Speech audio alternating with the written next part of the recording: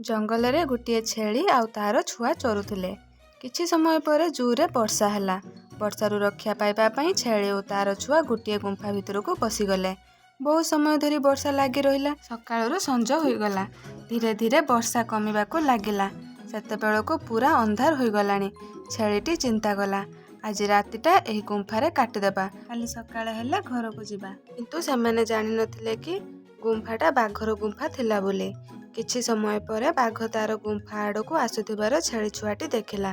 ଆଉ ତାର ମାଆକୁ କହିଲା, ମା ଦେଖ, ବାଘ ଆସିଲାଣି, ଆମେ ଆଉ ବଞ୍ଚିବାନି, ସେ ଆମକୁ ମାରି ଖାଇଦେବ, ଆମେ ଏବେ କ'ଣ କରିବା? ମା ଛେଳିଟି ତା ଛୁଆକୁ କହିଲା, ତୁ ଚିନ୍ତା କରନା, ଆମେ ତ ଜାଣିଛନ୍ତି କି ବାଘ ଆମକୁ ଖାଇଦେବ, କିନ୍ତୁ ଆମକୁ ବଞ୍ଚିବାକୁ ହେଲେ କିଛି ଗୋଟେ କରିବାକୁ ହେବ।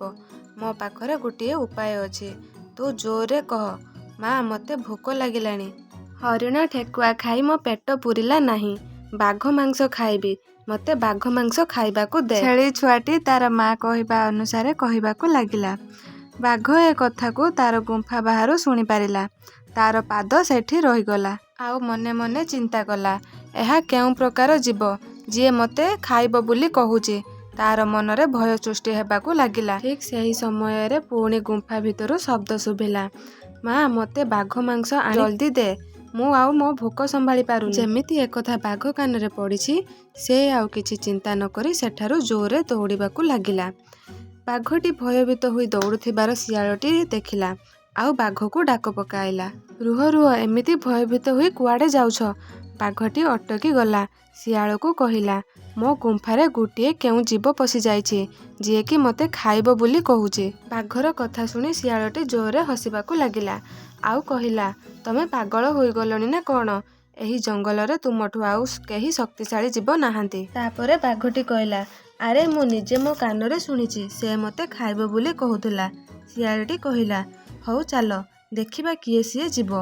ବାଘଟି କହିଲା, ନା ମୁଁ ଯିବି ନାହିଁ, ତୁ ଯା, ତୋତେ ଭରସା ନାହିଁ, ତୁ ମୋତେ ସେଠି ଏକୁଟିଆ ଛାଡ଼ି ଦେଇ ଆସିବୁ। ଶିଆଳଟି କହିଲା, ଠିକ୍ ଅଛି, ଯଦି ତୁମର ମୋ ଉପରେ ଭରସା ନାହିଁ, ତାହେଲେ ଗୋଟିଏ କାମ କରିବା, ଆମ ଦୁଇ ଜଣଙ୍କ ଶରୀରକୁ ଗୋଟିଏ ଦଉଡ଼ିରେ ବାନ୍ଧିଦେବା, ଯାହା ଫଳରେ ମୁଁ ତୁମକୁ ଏକୁଟିଆ ଛାଡ଼ିପାରିବି ନାହିଁ। ତାପରେ ବାଘ ଆଉ ଶିଆଳଟି ପରସ୍ପର ଦଉଡ଼ିରେ ବାନ୍ଧି ହୋଇ ଗୁମ୍ଫା ଆଡ଼କୁ ଚାଲିବାକୁ ଲାଗିଲେ। ବାଘ ଆଉ ଶିଆଳ ସାଙ୍ଗରେ ଆସୁଥିବାର ଛେଳି ଛୁଆଟି ଦେଖିଲା।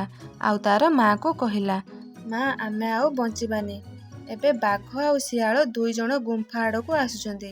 ପୁଣି ମା ଛେଳିଟି ଚିନ୍ତାରେ ପଡ଼ିଗଲା, ଏବେ କେମିତି ବଞ୍ଚିବ ସେ ଦୁଇ ଜଣଙ୍କ ଠାରୁ? ସଙ୍ଗେ ସଙ୍ଗେ ତାର ମୁଣ୍ଡକୁ ଗୋଟିଏ ଉପାୟ ପଶିଲା। ସେ ତାର ଛୁଆକୁ ପ୍ରଥମେ କହିଥିବା କଥାକୁ ଆଉ ଥରେ କହିବା ପାଇଁ କହିଲା। ଛେଳି ଛୁଆଟି ଆଉ ଥରେ ଚିତ୍କାର କରି କହିଲା, ମା ବହୁତ ସମୟ ହୋଇଗଲା, ତମେ ମୋତେ କେତେବେଳେ ବାଘର ମାଂସ ଖାଇବାକୁ ଦେବ? ଜଲ୍ଦି ମୋତେ ବାଘର ମାଂସ ଦିଅ। ମା ଛେଳିଟି କହିଲା, ଆରେ ଆଉ ଟିକେ ରହ, ମୁଁ ଶିଆଳକୁ ପଠାଇଛି ପରା ବାଘକୁ ବାନ୍ଧିକି ଆଣିବା ପାଇଁ, ସେ ବାଘକୁ ବାନ୍ଧି ନେଇ ଆସୁଥିବ। ଯେତେବେଳେ ଏକଥା ବାଘର କାନରେ ପଡ଼ିଲା, ତାର ଶିଆଳ ଉପରେ ଥିବା ବିଶ୍ୱାସ ଭାଙ୍ଗିଗଲା। ବାଘ ଆଉ ସମୟ ନଷ୍ଟ ନକରି ସେଠାରୁ ଦୌଡ଼ିବାକୁ ଲାଗିଲା। ବିଚରା ଶିଆଳଟି ବାଘର ଦ୍ରୁତଗତି ପାଖରେ ଦୌଡ଼ି ପାରିଲାନି।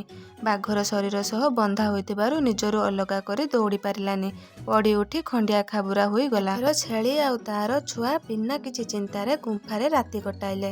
ଦେଖିଲ ତ ସାଙ୍ଗମାନେ, ଛେଳିର ଉପସ୍ଥିତି ବୁଦ୍ଧି ଯୋଗୁଁ ମା ଓ ଛୁଆ ଦୁଇ ଜଣଙ୍କର ଜୀବନ ବଞ୍ଚିଲା। ତେଣୁ ଯେତେ ବି ଜଟିଳ ପରିସ୍ଥିତି ଆସୁନା କାହିଁକି, ଆମକୁ ଧୈର୍ଯ୍ୟର ସହ ସାମ୍ନା କରିବାକୁ ହେବ।